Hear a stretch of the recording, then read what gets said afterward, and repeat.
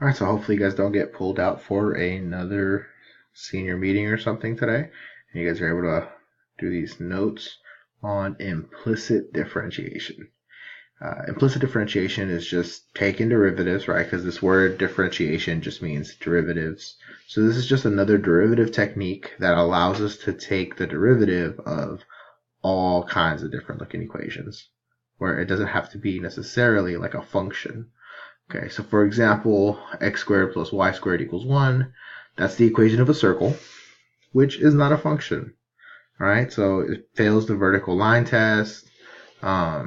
If you try to solve for y, get y by itself, you end up with two different functions. You end up with positive square root of 1 minus x squared, and you end up with negative square root of 1 minus x squared. And it's just, you don't want to have to do that, right? You don't want to have to write two different functions, take the derivative of both of those. It's just a mess. So instead of trying to get y by itself, we actually just take the derivative of this function straight up, and then we can get the derivative by itself. And that proves to be way, way easier. Okay. So remember the way that we notate it, and for this one, I'm going to do the derivative of the whole thing. I'm gonna find dy dx, right? Since that's what you guys are used to doing. So I'm gonna find dy dx. It's gonna be real straightforward here. Take both sides and take the derivative with respect to x. So we're gonna take the derivative of both sides with respect to x.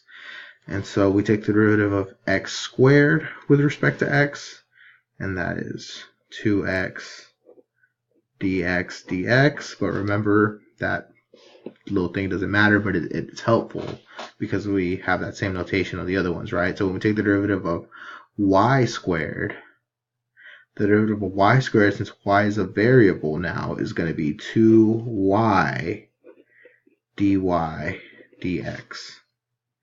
Okay, so it's still the power rule, and even though I'm taking the derivative with respect to x, I still apply the power rule, but then at the end I have the with respect to x, right? So dy dx there.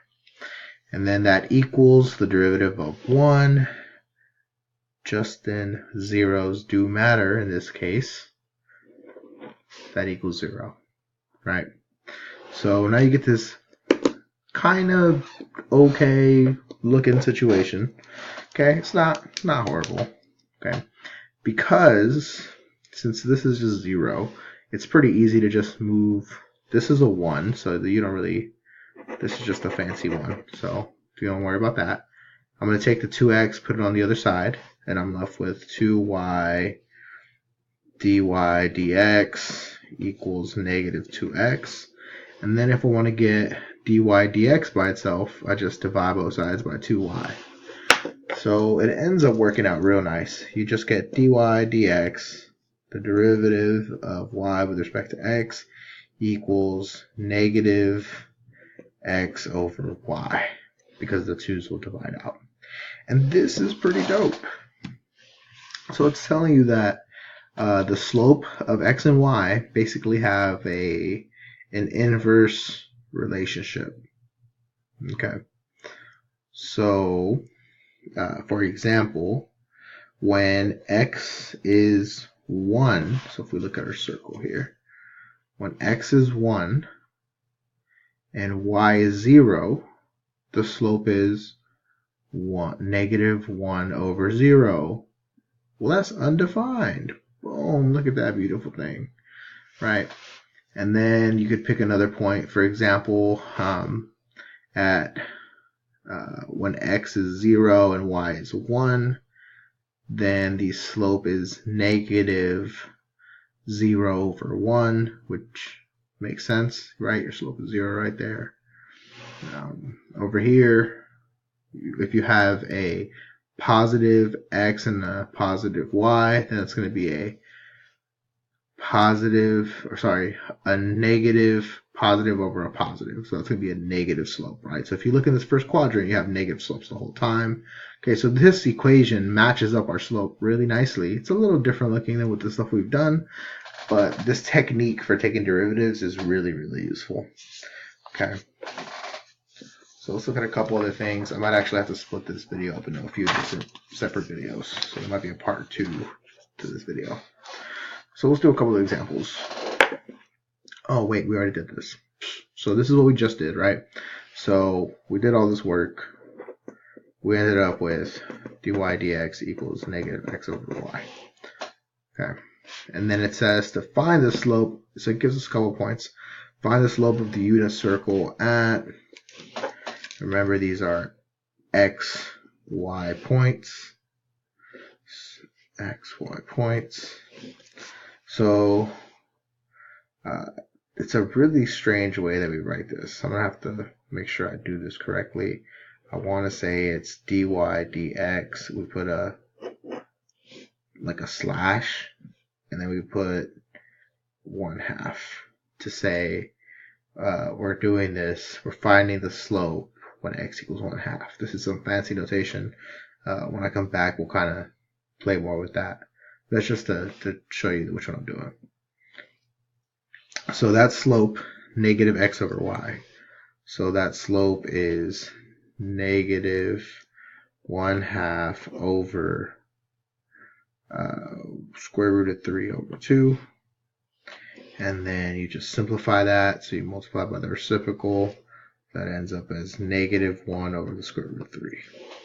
So the slope is negative. And if we look at where this point is, that's positive x, positive y. That's quadrant 1. Quadrant 1. And we literally, from the picture, said that in quadrant 1, oh my goodness, slope is negative. That's crazy. If we look at the second one, this one's in quadrant, x is positive, y is negative, so that's quadrant 4. We're going to try to use this fancy notation one more time. So we'll say dy dx at also 1/2.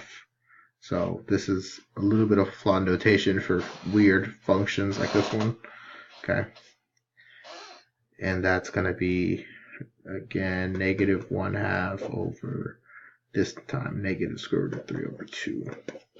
So when you simplify that out, you're going to end up with positive 1 square root of 3. So at quadrant 4, you have a positive slope. We could double check that with the picture. Quadrant 4, what? Positive slope. That's wild.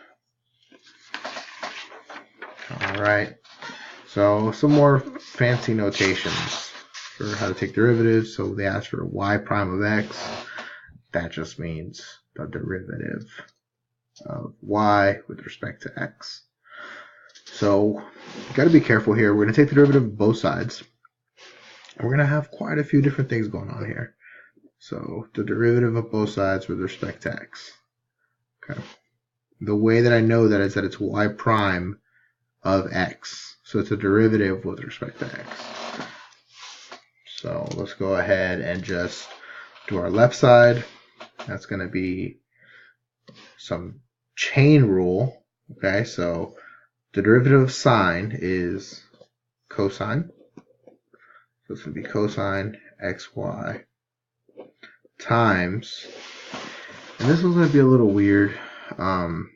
Basically, this is a product rule situation.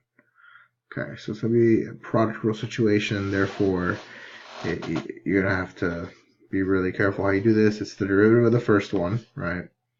So 1 dx dx, I'm not going to write it anymore, times the second, so 1 times y plus the derivative of the second, which is also 1, but that one's got to put that dy dx, right?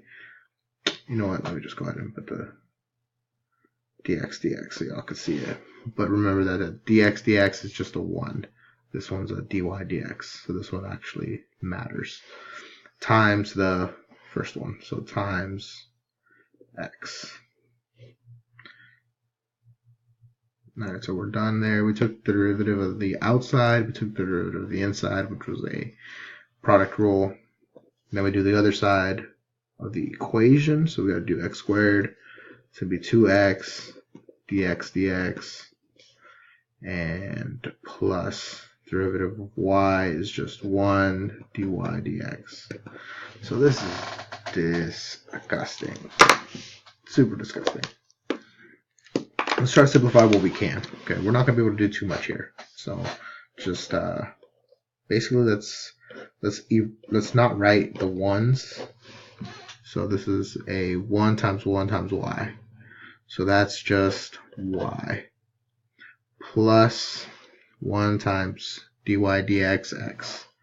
So that one we can just go ahead and write dy dx times x equals, that's a fancy one, so 2x plus dy dx.